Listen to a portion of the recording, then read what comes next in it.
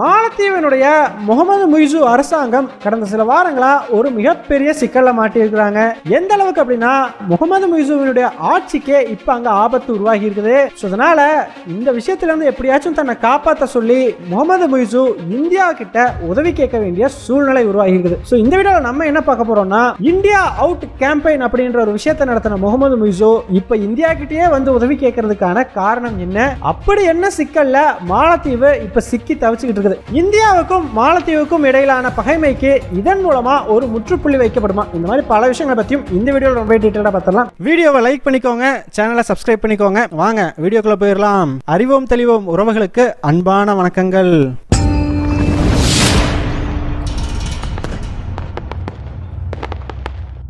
முதல் விஷயமா, மாலத்தீவு அப்படின்னு சொன்னாலே முதல்ல எல்லாம் நமக்கு டூரிசம் அப்படிங்கிறது தான் ஞாபகத்துக்கு வரும். ஆனா இப்போ மாலத்தீவு அப்படிங்கிற பேரை சொன்னாலே நமக்கு இந்தியாவுக்கும் மாலத்தீவுக்கும் இடையில ஓடிக்கிட்டு இருக்கிற பிரச்சனை தான் மைண்டுக்கே வரும்.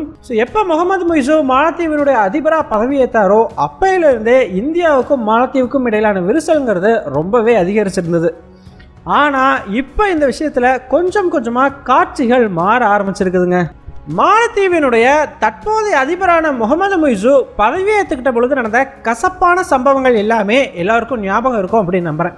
யூஸ்வலாவே மாலத்தீவை பொறுத்த வரைக்கும் எந்த அரசாங்கம் ஆட்சிக்கு வந்தாலும் அந்த நாட்டினுடைய புதிய அதிபர் முதல்ல விசிட் பண்ற நாடா இந்தியா தான் இருக்கும். ஆனா முகமது முய்சு இந்த வழக்கத்தை உடைச்சு இந்தியாவுக்கு நான் விசிட் பண்ண மாட்டேன் அப்படின்னு சொல்லி இந்தியா விசிட்டே வந்து கம்ப்ளீட்டா அவாய்ட் பண்ணியிருந்தா. அப்படிப்பட்ட முகமது முய்சு இப்ப இந்தியா கிட்ட உதவி கேட்டு ஒரு விசிட்டுக்கு வர வேண்டிய சூழ்நிலைக்கு தள்ளப்பட்டிருக்கிறார். மாலத்தீவு அரசாங்கம் பாத்தீங்கன்னா இப்போ முகமது முய்சு இந்திய பிரதமரை சந்திக்கிறதுக்காக டைம் கேட்டிருக்கிறாங்க. கூடிய சீக்கிரம் அவர் இந்தியாவுக்கு வரலாம்னு சொல்லி எதிர்பார்க்கப்படுது. சரிப்பா, எதுக்காக முகமது முய்சு இந்தியாவுக்கு வர்றார், என்ன உதவிதான் மாலத்தீவுக்கு வேணும் அப்படின்னு கேட்டீங்கன்னா, ஆக்சுவலா மாலத்தீவு அரசாங்கம் பாத்தீங்கன்னா ஒரு மிகப்பெரிய பொருளாதார சிக்கல்ல மாட்டியிருக்கிறாங்க. மாலத்தீவினுடைய அந்நிய செலாவணி கையிருப்பு அப்படிங்கிறது அதல பாதாளத்துக்கு போயிருக்குது. அதாவது இப்ப மாலத்தீவு அரசாங்கத்துக்கிட்ட அமெரிக்கன் டாலர் அப்படிங்கிறது ரொம்பவே கம்மியா இருக்குது. நம்ம எல்லாருக்குமே நல்லா தெரிஞ்ச விஷயம் தான், இந்த உலக வர்த்தகம் அப்படிங்கிறதே அமெரிக்கன் டாலர் தான் பெரிய அளவுக்கு நடக்குது. அதனால மாலத்தீவு அரசாங்கத்துக்கிட்ட அமெரிக்கன் டாலர் இல்லாதது இப்ப அந்த நாட்டுக்கு ஒரு சிக்கலை உருவாக்க ஆரம்பிச்சிருக்குது. சரிப்பா, எதனால அவங்க கிட்ட இந்த டாலர் கையிருப்புங்கிறது இவ்வளவு குறைஞ்சது அப்படின்னு கேட்டீங்கன்னா, ஆக்சுவலா மாலத்தீவு பெரிய அளவுக்கு நம்பி இருக்கிறது அந்த நாட்டோட டூரிசம் செக்டர், அப்புறம் அந்த நாட்டோட ஃபிஷ் இண்டஸ்ட்ரி. பெரிய அளவுக்கு மீன்களை ஏற்றுமதி செய்யக்கூடிய ஒரு நாடு தான் மாலத்தீவு. ஆனால் இந்த ரெண்டு செக்டருமே பெரிய அளவுக்கு அடி வாங்கியிருக்குது. அதுலேயும் குறிப்பாக இந்தியா கூட பிரச்சனை வந்ததுக்கப்புறம் இந்தியாவிலேருந்து போகக்கூடிய டூரிஸ்டுகளுடைய எண்ணிக்கை கிட்டத்தட்ட 6% அளவுக்கு வந்து குறைஞ்சிருக்குது. வெளிநாடுகளுக்கு மீன்களை ஏற்றுமதி பண்ணுறதன் மூலமாகவும் இந்த மாதிரி வரக்கூடிய டூரிஸ்டுகளின் மூலமாகவும் தான் பார்த்தீங்கன்னா மாலத்தீவினுடைய அந்நிய செலாவணி கையிருப்பு அப்படிங்கிறதே வந்து பெரிய அளவுக்கு ஃபில் ஆகும். இது ரெண்டுமே அடி வாங்கிருச்சு அப்படிங்கும்போது ஆட்டோமேட்டிக்கா அந்த நாட்டினுடைய டாலர் ரிசர்வ் அப்படிங்கிறது பெரிய அளவுக்கு வந்து குறைஞ்சிருச்சு. இதனால பார்த்தீங்கன்னா மாலத்தீவுனால இப்போ அவங்க வாங்கின கடனையுமே கட்ட முடியாத சூழ்நிலை உருவாகி இருக்குது. மாலத்தீவு அரசாங்கம் சுகுக் பாண்ட் அப்படின்னு சொல்லக்கூடிய ஒரு வகையான கடன் பத்திரத்தின் மூலமா கடன் வாங்கியிருக்கிறாங்க. இந்த சுகுக் பாண்டுங்கிறது இஸ்லாமிய நாடுகள் மத்தியில் ரொம்பவே ஃபேமஸான ஒரு பாண்டு. இஸ்லாமிய நாடுகள் அந்த நாட்டில் இருக்கக்கூடிய பெட்ரோலிய வளத்தை மட்டும் நம்பி இருக்காம மற்ற நாடுகளில் முதலீடு செய்யணும் அப்படிங்கிறதுக்காக உருவாக்கப்பட்டது தான் இந்த சுகுக் பாண்ட்ஸ். அந்த நாடுகள் மாலத்தீவுக்கு இந்த பத்திரத்தின் பேரில் கடன் கொடுத்துருக்குறாங்க. இப்போ அந்த கடனையும் அடைக்க முடியாத நிலைமைக்கு மாலத்தீவு அரசாங்கம் வந்திருக்குது. இந்த மாதிரி நிலைமை ரொம்பவே மோசமாக போகிறத பார்த்த மாலத்தீவினுடைய சென்ட்ரல் பேங்க் என்ன பண்ணுறாங்க அப்படின்னா, யூஸ்வலாகவே மாலத்தீவில் பெரிய அளவுக்கு வெளிநாடுகளில் போய் வேலை செய்கிறவங்களும் அதிகம், அதே மாதிரி வெளிநாடுகளில் படிக்கக்கூடியவர்களும் அதிகம். இதனால் அவங்க எல்லாமே இந்த கிரெடிட் கார்டு அப்படிங்கிறத பயன்படுத்தி டாலரில் தான் அதிக அளவுக்கு பேமெண்ட்ஸ் அப்படிங்கிறத பண்ணுவாங்க. இந்த மாதிரி டாலரில் பேமெண்ட்ஸ் பண்ணால் இன்னுமே மாலத்தீவினுடைய அந்நிய செலாவணி கையிருப்பு, அதாவது டாலர் கையிருப்பு அப்படிங்கிறது குறையும் இல்லையா? அதனால மாலத்தீவோட சென்ட்ரல் பேங்க் ஒரு 3 வாரத்துக்கு முன்னாடியே இந்த மாதிரி கிரெடிட் கார்டில் பேமெண்ட் பண்ணுறதுக்கு $100 அப்படிங்கிற ஒரு லிமிட்டை ஃபிக்ஸ் பண்ணுறாங்க.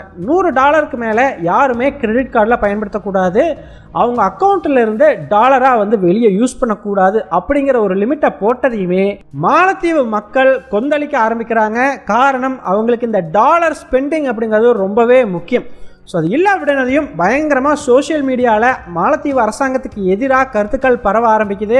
எதிர்கட்சிகள் மிகப்பெரிய போராட்டங்களை ஆர்கனைஸ் பண்ணுறதுக்கும் வந்து ரெடி ஆகிட்டாங்க. இந்த நிலைமையில தான் முகமது முய்ஸு இப்படியே விட்டா தன்னுடைய ஆட்சிக்கே ஆபத்து அப்படிங்கிறத புரிஞ்சுக்கிட்டு குறுக்க வந்து என்ன சொல்கிறாரு அப்படின்னா, மாலத்தீவு சென்ட்ரல் பேங்க் கிட்ட நான் ஒன்றும் வந்து இந்த $100 லிமிட்டை போட சொல்லலை. எனக்கு முன்னாடி இருந்த அரசாங்கத்துக்கு மாலத்தீவினுடைய சென்ட்ரல் பேங்க் ரொம்பவே விசுவாசமாக இருக்குது. ஸோ இப்போ அந்த அரசாங்கத்தால் நியமிக்கப்பட்ட அதிகாரிகள், அதாவது இப்போ எதிர்கட்சியாக இருக்குது இல்லையா, ஸோ அந்த எதிர்கட்சியால் நியமிக்கப்பட்ட அதிகாரிகள் வேணும்னே வந்து இந்த $100 லிமிட்டை போடுறது மூலமாக என்னோட அரசாங்கத்துக்கு எதிரான ஒரு மனநிலையை மாலத்தீவு மக்கள் மனசில் உருவாக்க முயற்சி பண்ணுறாங்க.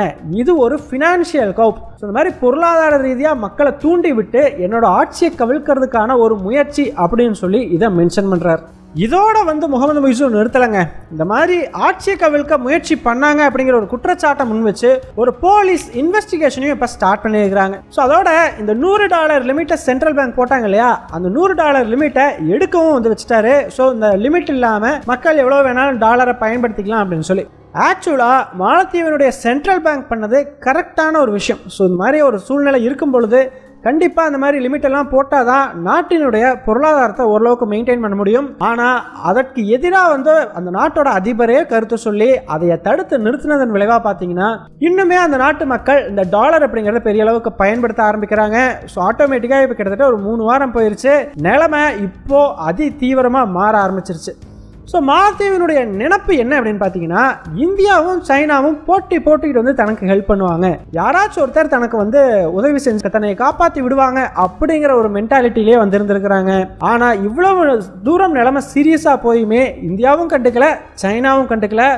ஸோ இதன் விளைவா மாலத்தீவு அரசாங்கம் முதல்ல என்ன பண்ணுறாங்கன்னா, சைனா கிட்ட போயிட்டு உதவி கேட்குறாங்க. இந்த மாதிரி பிரச்சனையாக இருக்குங்க, ஏதாச்சும் பார்த்து பண்ணி விடுங்க அப்படின்னு சொல்லி. சீன அரசாங்கமும் பார்த்தீங்கன்னா மாலத்தீவு கூட ஒரு ஒப்பந்தம் ஒன்றையும் கையெழுத்திடுறாங்க. ஆனால் எந்த ஒப்பந்தத்துலேயுமே பார்த்தீங்கன்னா எவ்வளோ அமௌண்ட்டை மாலத்தீவுக்கு அவங்க கொடுக்குறாங்க அப்படிங்கிறத மென்ஷன் பண்ணவே இல்லை. ஸோ இந்த ஒப்பந்தத்தில் பல விஷயங்களும் வந்து ரகசியமாக தான் வந்துருக்குது. என்ன பேசிக்கிட்டாங்க, உண்மையிலுமே சீன அரசாங்கம் மாலத்தீவுக்கு உதவி பண்ணுச்சா இல்லையா, சரி ஒருவேளை பண்ணியிருந்தாங்கன்னா எவ்வளோ அமௌண்ட் கொடுத்துருக்குறாங்க, இந்த மாதிரி எந்த விஷயமுமே பொதுவெளிக்கு சொல்லப்படவே இல்லை. ஆனால் பேச்சுவார்த்தை நடந்து பேருக்கு ஒரு ஒப்பந்தம் மட்டும் கையெழுத்தாகி இருக்குது அப்படிங்கிறது உறுதியாக வந்து தெரிஞ்சிருக்குது.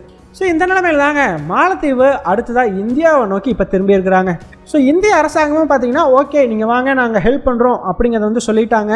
ஸோ இதனால் என்ன ஒரு ஸ்பெகுலேஷன் இருக்குதுன்னா, சைனா ஒரு வேளை மாலத்தீவு எக்ஸ்பெக்ட் பண்ண அளவுக்கு உதவி பண்ணலையா அப்படிங்கிற மாதிரி ஒரு கருத்தும் வந்து முன்வைக்கப்படுது. காரணம் சைனா வேணுங்கிற உதவி பண்ணியிருந்தா ஏன் மாலத்தீவு இந்தியாவுக்கு வரப்போகுது அப்படின்ற மாதிரியான ஒரு கண்ணோட்டமும் வந்து இங்கே ஓடிட்டு இருக்குது. பட் இது வந்து எந்த அளவுக்கு கரெக்டாக இருக்கும் அப்படிங்கிறது தெரியல. காரணம் எந்த நாடுமே கம்ப்ளீட்டாக ஒரு நாட்டை மட்டுமே நம்பி இந்த கடன் வாங்குற விஷயத்தில் இருக்க மாட்டாங்க. ஈவன் பாகிஸ்தான் கூட அமெரிக்கா சைனா 2 பேர்த்துக்கிட்டையுமே கடன் வாங்கிட்டு தான் இருக்கும். சைனா கிட்ட கொஞ்சம் அதிகமாக வாங்கும். ஸோ அந்த வகையில் பார்த்தீங்கன்னா மாலத்தீவுமே சைனா கிட்ட மொத்தமாக வாங்க வேண்டாம், ரொம்ப ஓவர் டிபெண்டாக போயிடலாம் அப்படிங்கிற மாதிரி நினச்சிருக்கலாம். ஸோ அதன் விளைவாக மாலத்தீவுக்கு இங்கே வேறு ஆப்ஷன் அப்படிங்கிறதே இல்லை, அடுத்து இந்தியா கிட்ட தான் வந்தாக வேண்டிய ஒரு சூழ்நிலை உருவாகி இருக்கலாம். ஸோ இப்போ இந்தியாவுடைய உதவியை வந்து கேட்டிருக்கிறாங்க. ஸோ இந்திய அரசாங்கமும் பார்த்தீங்கன்னா மாலத்தீவு அதிபரை வந்து இந்தியாவுக்கு விசிட் பண்ண சொல்லியிருப்பாங்க போல். ஸோ இதெல்லாம் வந்து என்ன நடந்துச்சு அப்படின்னு தெரியல. மொத்தத்தில் மாலத்தீவினுடைய அதிபர் இப்போ விசிட் பண்ணுறதுக்கு இந்தியா கிட்ட டைம் கேட்டிருக்கா. அப்படி அது மட்டும் இல்லைங்க, இதில் ரொம்பவே முக்கியமான விஷயம் என்ன அப்படின்னு பார்த்தீங்கன்னா, இந்த விசிட்டை பற்றின அறிவிப்பு வெளியானதையுமே மாலத்தீவு அரசாங்கம் அவங்களுடைய அரசவையில், அதாவது முகமது முய்ஸுவினுடைய 2 அமைச்சர்களை பதவி நீக்கம் பண்ணியிருக்கிறாங்க. ஸோ இந்த 2 அமைச்சர்களுமே முகமது முய்ஸு பதவி ஏற்றுக்கிட்ட சமயத்தில் இந்திய பிரதமரான மோடியை ரொம்பவே வந்து விமர்சனம் பண்ணியிருந்தாங்க. ஸோ அவங்க 2 பேர்த்தையுமே இப்போ பதவி நீக்கம் செஞ்சுருக்கிறாங்க. யோசிச்சு பாருங்க, இந்தியா அவுட் கேம்பெயின் அப்படின்னு சொல்லி இந்தியாவை கடுமையாக விமர்சித்து ஆட்சிக்கு வந்த ஒரு நபர் இப்போ இந்தியா கிட்டேயே போய் உதவி கேட்குறாரு அப்படிங்கிறது முய்ஸுவுக்கு மிகப்பெரிய ஒரு வீக்னஸாக பார்க்கப்படுது. ஆனால் முய்ஸுவுக்கு இதை விட்டால் வேற வழி இல்லை, இந்தியா கிட்ட சரண்டர் ஆகி தான் ஆகணும் அப்படிங்கிற ஒரு சூழ்நிலையில் இருக்கிறார். அதன் விளைவாக இந்த அமைச்சர்களெல்லாம் பதவி நீக்கம் செய்கிற அளவுக்கு போயிருக்கிறாருன்னா பார்த்துக்கோங்க எந்த அளவுக்கு அவரோட நிலைமை மோசமாக இருக்குது அப்படின்னு சொல்லி. ஸோ முய்ஸு மட்டும் இல்லைப்பா நான் இந்தியா கிட்ட உதவி கேட்க மாட்டேன், என்ன ஆனாலும் பரவாயில்ல அப்படின்னு இருந்தாருன்னா அந்த நாட்டினுடைய பொருளாதார சிக்கல் இன்னுமே அதிகமாகும். இலங்கையில் என்ன ஒரு சம்பவம் நடந்தது, ஸோ பொருளாதார சிக்கலின் விளைவாக அந்த நாட்டினுடைய அரசாங்கம் தூக்கி எறியப்பட்டது இல்லையா, அப்படிப்பட்ட ஒரு சம்பவம் மாலத்தீவுலையுமே நடக்கிறதுக்கான வாய்ப்பு இருக்குது. ஸோ அப்படி எதுவும் நடந்துடக்கூடாது அப்படிங்கிறது இப்போ முகமது முய்ஸுவினுடைய ரொம்பவே முக்கியமான பயமாக இருக்கும். அதனால தான் இந்தியா அவுட் கேம்பெயினாவது மண்ணாங்கிட்டியாவதுன்னு எல்லாத்தையும் தூக்கி போட்டுட்டு இந்தியா கிட்ட வந்து இப்போ சரண்டர் ஆயிருக்கா. அப்படி இந்திய அரசாங்கமும் கிட்டத்தட்ட $800 மில்லியன் அளவுக்கு மாலத்தீவு அரசாங்கத்துக்கு கொடுக்க வாய்ப்பு இருக்கிறதா சொல்லப்படுது. அதே மாதிரி ஆர்பிஐயோட கரன்சி ஸ்வாப்பு கீழே ஒரு $400 மில்லியன் வரைக்கும் கொடுப்பாங்க அப்படின்னு எதிர்பார்க்கப்படுது. ஸோ இந்த ஒரு அமௌண்ட்டை வாங்குறதுக்கு அவர் எப்போ வரப்போகிறாரு அப்படிங்கிற இன்னும் தெளிவான டீட்டெயில்ஸ் வந்து இல்லை. ஸோ கூடிய சீக்கிரம் இந்த பயணம் அமையும் அப்படிங்கிறதுல சந்தேகம் தேவையில்லை. ஸோ ஃபைனலாக நீங்கள் என்ன நினைக்கிறீங்க? மாலத்தீவு அரசாங்கம் முதல்ல இந்தியாவை மிகப்பெரிய அளவுக்கு எதிர்த்துட்டு இப்போ இந்தியா கிட்டேயே வந்து சரண்டர் ஆகிறத பற்றின உங்களுடைய கருத்துக்கள் என்ன அப்படிங்கிறத மறக்காம கமெண்ட்ஸ் சொல்லுங்க. எங்கள் டெலிகிராம் சேனல் லிங்க் டிஸ்கிரிப்ஷனில் கொடுக்குறோம். இன்ட்ரெஸ்ட் இருக்கிறவங்க ஜாயின் பண்ணிக்கோங்க. ரொம்ப முக்கியமான செய்திகள் அதில் பகிரப்படும். வீடியோ பிடிச்சிருந்ததுன்னா லைக் பண்ணிக்கோங்க, சப்ஸ்கிரைப் பண்ணிக்கோங்க. இதன் மூலமாக எங்களுடைய வீடியோஸ் இன்னும் நிறைய பேர்த்துக்கு போய் சேரும். முடிஞ்சால் உங்களுடைய ஃப்ரெண்ட்ஸுக்கிட்டையும் நிறைய ஷேர் பண்ணிக்கோங்க. இது எங்களுடைய உழைப்புக்கு நீங்கள் கொடுக்குற ஒரு ரிவார்டாக இருக்கும். நன்றி.